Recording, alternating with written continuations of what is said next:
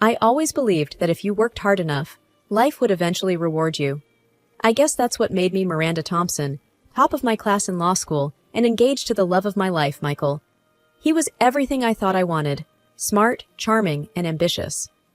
We met in a constitutional law class, and it didn't take long for our study sessions to turn into late-night talks about our future together.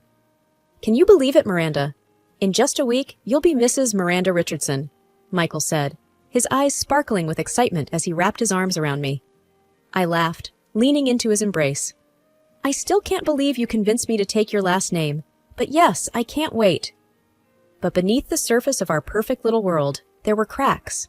My mom, Linda, remarried when I was just a toddler, and my stepdad, Greg, was the only father figure I knew.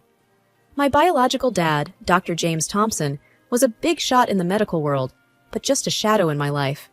We talked occasionally, and he sent gifts on my birthdays, but that was it. Mom made it clear she didn't want him around, and I never pushed it. As the wedding day approached, I couldn't help but feel a pang of sadness that he wouldn't be there. You okay, honey? My mom asked, noticing my distant look as we went over the seating chart. Yeah, I wish Dad could be here, I admitted, referring to my biological father. Linda sighed, her expression hardening. Miranda, we've been over this. Your stepfather has been more of a dad to you than James ever was. Let's not ruin your big day by bringing up the past. I nodded, not wanting to argue. It was easier that way. My stepsister Sarah was the complete opposite of me. At 20, she was the wild child, always seeking attention, especially from Greg and Mom. They doted on her, and I often felt like an afterthought. Are you seriously still moping about Daddy not coming? Grow up, Miranda, Sarah chided, rolling her eyes as she walked into the room. Sarah, that's enough, Linda scolded, but her tone was gentle, almost indulgent. The day before the wedding, the tension was palpable. Michael seemed distant, and Sarah was unusually smug. I tried to shake off the feeling that something was off. Hey, are you sure you're okay? I asked Michael as we were setting up the venue. He forced a smile. Just pre-wedding jitters, babe. Everything's going to be perfect.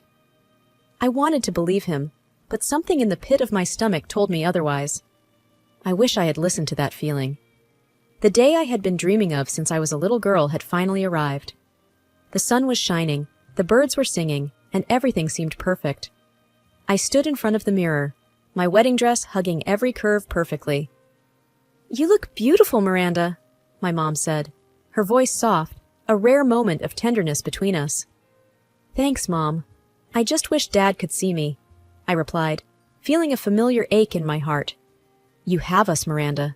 That's enough, she said, her tone firm, as if closing the topic for good. The ceremony was like something out of a fairy tale. I walked down the aisle, my heart pounding with excitement. Michael stood there, looking handsome as ever, but his eyes, they didn't have the usual warmth. I pushed the thought away, convincing myself it was just nerves. As we stood facing each other, the officiant began. Do you, Michael Richardson, take Miranda Thompson to be your lawfully wedded wife? Before Michael could respond, the doors at the back of the hall burst open. It was Sarah, her eyes wild, her face flushed. Stop! Stop the wedding! She yelled, her voice echoing through the silent hall. Everyone turned, stunned. I felt like the ground was slipping away beneath me. Sarah, what are you doing? I demanded, my voice shaking.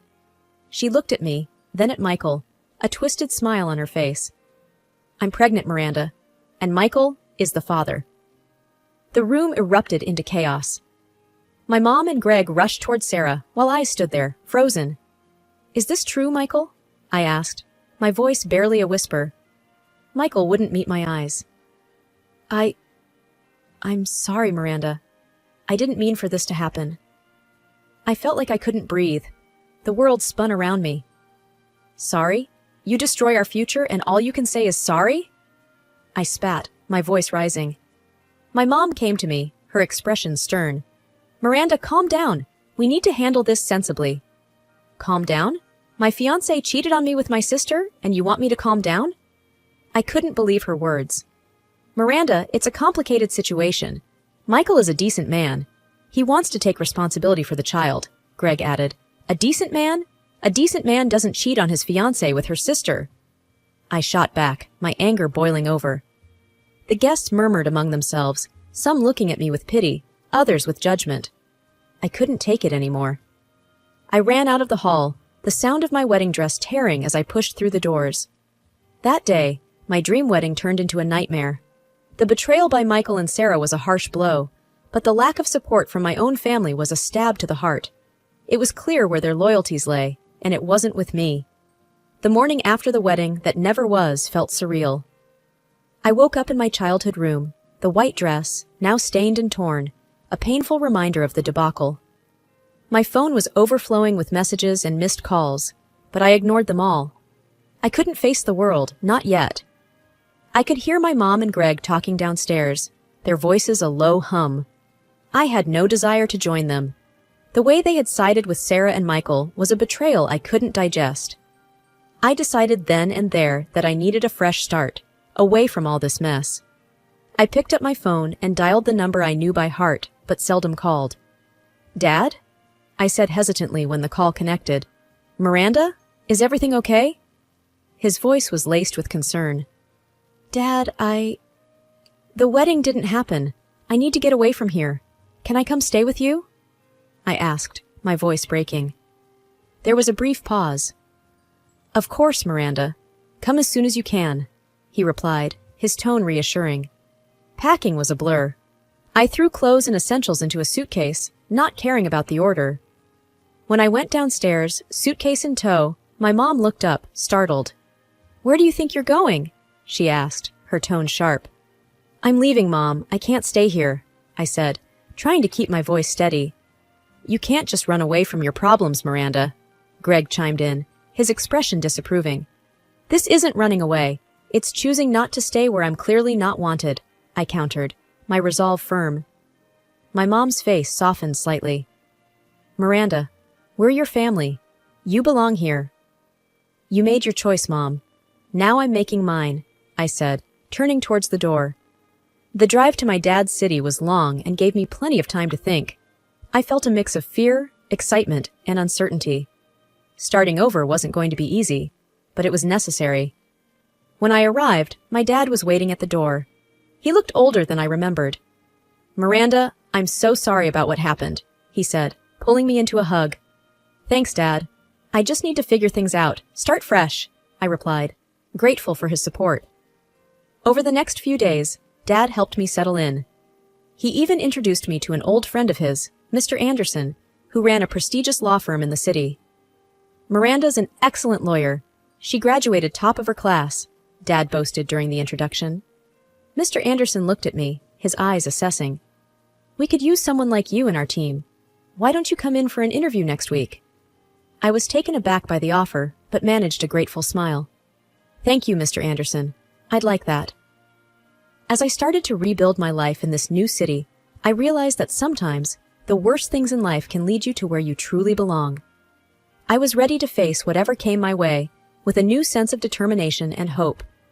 I had been working at Anderson and Amp, associates, for about 6 months when it happened. My life was finally on track, and I was slowly regaining my confidence. That's when Michael Richardson, of all people, walked into the office. I was at my desk, buried in case files, when I heard his all-too-familiar voice. "Good morning, everyone. I'm Michael Richardson, the new associate." My head snapped up, and our eyes met. He looked as shocked to see me as I was to see him. The room suddenly felt too small, the air too thick. "What are you doing here?" I asked, my voice barely above a whisper. Michael cleared his throat, regaining his composure. "I was hired last week. I didn't know you worked here." Mr. Anderson, oblivious to the tension, clapped a hand on Michael's shoulder. "Miranda, meet Michael, our new star. You two should get along well, both top of your classes." I forced a smile, feeling like I was going to be sick. "Nice to meet you, Michael," I lied. As the days went by, working with Michael became my new reality. I avoided him as much as possible, but it was hard in the small office space. Then, one day, he cornered me in the break room. "Miranda, we need to talk," he said, his tone serious. "There's nothing to talk about," I replied, trying to move past him. He blocked my way. Please, hear me out. I'm sorry for everything. Sorry doesn't change what happened, Michael. You ruined everything, I said, my voice rising. I know, and I regret it every day. But you need to know, Sarah lost the baby because of the stress from the wedding. She can't have children now. That's on you, he accused. I stared at him, incredulous. On me? You cheat on me, and somehow it's my fault? You're unbelievable. Michael's face hardened. You could have handled it better. You didn't have to run away. I laughed bitterly. Handled it better? You destroyed my life, Michael. You and Sarah. Don't you dare put that on me. He opened his mouth to respond, but I didn't want to hear it. I pushed past him and left the room. The nerve of him, blaming me for his and Sarah's actions. It was like a slap in the face, a reminder of the pain and humiliation I had gone through. As I sat back at my desk, trying to calm my racing heart, I realized this was just the beginning. Working with Michael was going to be a challenge, but I was determined not to let him get to me. I had come too far to be dragged down by his guilt and manipulations. The annual corporate party at Anderson and Amp Associates was something I had been looking forward to, a chance to let loose and celebrate our hard work. That was until I found out Michael and his sister Sarah would be there. I had managed to avoid Sarah since the disaster of a wedding, and the thought of facing her now twisted my stomach into knots. I arrived at the party dressed in a simple but elegant black dress, hoping to blend into the background. The atmosphere was lively, with music playing and colleagues laughing. I was grabbing a drink when I heard a familiar, grating voice. Well, well, if it isn't the runaway bride, Sarah sneered, sidling up to me with a glass of champagne in her hand. I took a deep breath, trying to keep my composure. What are you doing here, Sarah? Oh, Michael invited me. After all, I am family, she said, her eyes scanning me up and down. I clenched my jaw. I'm not going to let you ruin this night for me. Sarah laughed, a cruel, mocking sound. I already ruined your life, didn't I? Or should I say, you ruined it yourself with your little tantrum. Before I could respond, Michael joined us, his expression tense. Sarah, let's not do this here. Oh, come on, Michael. Let's see if Miranda can handle the truth for once, Sarah taunted. Michael turned to me, his eyes cold. You should leave, Miranda. You're not wanted here. I stared at him in disbelief. You can't be serious. This is my workplace. I have every right to be here. Sarah smirked. Look at you, playing the victim as always. You're pathetic, Miranda. My anger boiled over. I am not the one who slept with my sister's fiancé. I am not the one who lied and manipulated people. You are the pathetic ones. Michael stepped closer, his voice a low growl. You need to watch your mouth, Miranda. You're walking on thin ice. I met his gaze, unflinching. I'm not afraid of you, Michael, or my twisted sister. Just then, Mr. Anderson appeared, sensing the tension. Is everything all right here? He asked, looking between us. I took a deep breath, trying to calm my racing heart. Yes, Mr. Anderson. Everything is fine. I was just leaving. As I walked away, I could feel their eyes on my back, but I held my head high. I wouldn't let them see how much they affected me. I wouldn't give them that satisfaction. That night, as I lay in bed, I realized that this was far from over. Michael and Sarah were determined to make my life difficult, but I was just as determined to stand my ground. I wouldn't let them break me, not again. The atmosphere in the team was tense. I felt the stares of my colleagues, heard their whispers, which became quieter as I passed by. Michael tried to tell everyone his version of events. It was painful, because I am a victim of that story. And from his words, I turned into a sophisticated sadist, because of which my sister suffered. My boss, Mr. Anderson, supported me, and that was the most important thing. Without his support, I would not have been able to work in such a toxic atmosphere. The only one who didn't know about all this was my father. But that dinner changed everything. Halfway through the meal, my dad, sensing my discomfort, quietly asked, Miranda, you seem troubled. What's on your mind? I hesitated, not sure if I should bring it up, but I needed answers. It's about Sarah and Michael, I began, my voice low. They've been telling everyone that I caused Sarah's miscarriage, that the stress from the wedding was too much for her. Dad's expression changed, a mix of concern and something else, hesitation maybe. Miranda, As a doctor, I'm bound by medical ethics, but you're my daughter, and you deserve the truth. I leaned in, my heart pounding. What truth, Dad? He took a deep breath. Sarah came to me a while back. She was having trouble getting pregnant.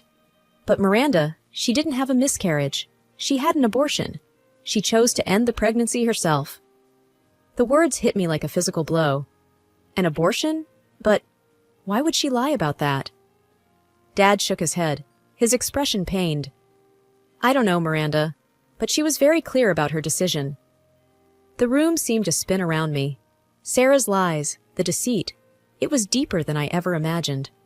I felt a surge of anger, not just at her, but at myself for believing her, for letting her words hurt me.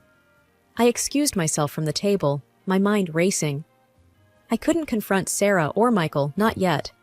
I needed a plan, a way to expose her lies without causing more drama. It had to be cunning, something that would reveal the truth in a way they couldn't deny. As I drove back home, ideas started to form in my mind. Sarah had played us all for fools, but I wasn't going to let her get away with it. It was time to turn the tables. Armed with the truth about Sarah, I knew I had to act smart. I couldn't just blurt out what I knew. It needed to be strategic, undeniable. That's when the idea of a sting operation came to me. I remembered hearing about a private investigator, a woman reputed for her skill in uncovering truths people wanted to keep buried. I decided to meet her. Miss Thompson, I understand you need my services, the PI, a woman named Rita, said as we sat in her inconspicuous office. Yes, it's about my stepsister, Sarah. She's lied about something significant, and I need proof, I explained, trying to keep my emotions in check. Rita leaned forward, her eyes sharp. What kind of proof are we talking about? She claimed she had a miscarriage caused by stress I supposedly inflicted, but I know for a fact it was an abortion, I said, feeling a twinge of anger at the memory. Rita nodded, a plan already forming in her mind. People slip up, especially when they think they're in a safe space. You said she likes to drink at a bar on weekends? Yes, she's there almost every Saturday, I confirmed. Good. I'll befriend her there. If she's as loose-lipped as you say when she's drunk, it shouldn't be too hard to get her to spill the truth, Rita said confidently. The following week was agonizing. I waited, hoping Rita would come through. Then, on Tuesday morning, she called me. I got it, Miranda. Sarah spilled everything during a drunken rant. It's all on tape. I met Rita that evening to listen to the recording. Hearing Sarah's voice, slurring and boasting about how she fooled everyone, how the baby was never Michael's, and how she never wanted it, sent chills down my spine. Everyone thinks I'm this poor little girl who lost her baby. Idiots! It was just a fling, and there was no way I was having a black guy's baby. Sarah's voice echoed in the room. I felt a mix of vindication and disgust. Rita, this is exactly what I needed. How can I ever thank you? Just seeing justice served is enough for me, Rita replied, a small smile on her face. Now armed with the truth, I knew it was time to confront Sarah and Michael. But I wanted to be careful, to reveal the truth in a way that left no room for doubt or further lies. I planned to invite them to a neutral place, somewhere public where they couldn't cause a scene. The day of the confrontation, my nerves were on edge, but I felt a sense of empowerment too. This was it, the moment of truth. The day had come to confront Sarah and Michael with the truth. My heart was racing as I sat in the corner of the coffee shop, waiting for them to arrive.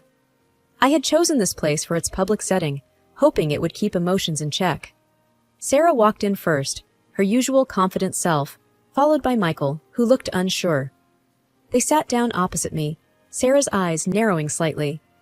So, Miranda, what's so important that you dragged us here? Do you finally want to apologize and get out of the company? I took a deep breath, my hands gripping the envelope containing the recording. I know everything, Sarah. Her face went pale, then flushed with anger. What are you talking about, Miranda? Michael looked between us, confused. Sarah, what is she talking about? I pushed the envelope across the table. I hired a private investigator. She recorded Sarah admitting everything at a bar. It wasn't a miscarriage. She lied. Sarah's eyes widened in shock, and then her gaze turned to one of malice. You sneaky little... Michael cut her off, his voice shaking. Is it true, Sarah? Did you lie to me? Sarah opened and closed her mouth, looking like a fish out of water. Finally, she slumped back in her chair, defeated. Yes, it's true. I had an abortion. The baby wasn't yours. Michael looked like he had been punched in the gut. He turned to me. Miranda, I'm so sorry. I didn't know. I'll file for divorce, and maybe we... I looked at him, feeling a strange sense of detachment. Your apology doesn't change what happened, Michael, but at least now you know the truth.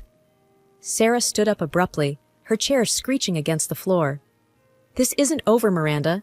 You'll regret this. But I didn't feel scared. For the first time in a long time, I felt in control.